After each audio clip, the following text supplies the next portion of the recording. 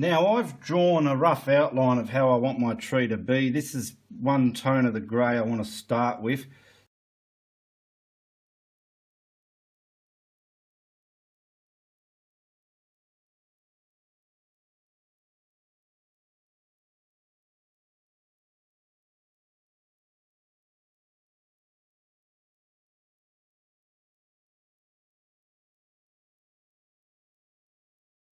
So what I'm going to do all this off camera because it can be quite tedious and boring.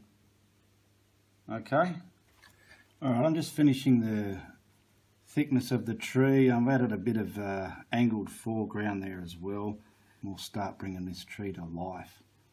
But first I want to use my script liner and bring all the willowy effect coming down now, and then I'll start darkening up the trunk and certain sections. Now I'm using a thinner liner brush. I don't know what number it is because it's got all paint over it and I can't read the number, but it's about that thick.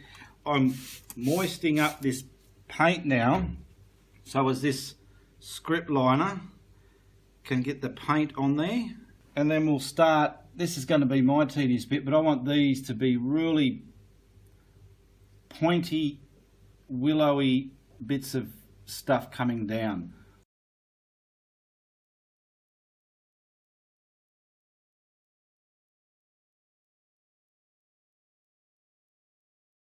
So let me get a lot more of these in and I'll come back.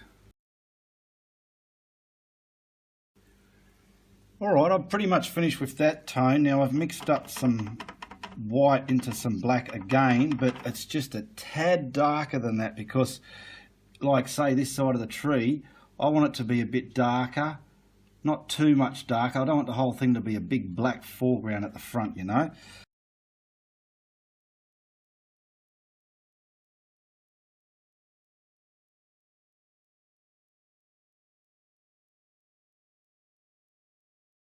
Alright, we're just about getting there. I'm just trying to get the dark.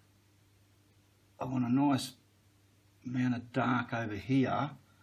Now if I find it's going to bleed, I'll stop and get my hairdryer onto this, but you can see what this dark's doing. I want the trunk naked and everything to the side. You want to sort of create backward and forward, and so I'm finding the big thick bits of the trunk here, putting some darker bits on there. Getting the just pure black now. Let's see if we've got some of this standing out.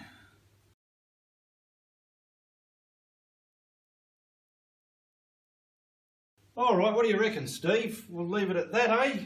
I think that's pretty much what we'll do.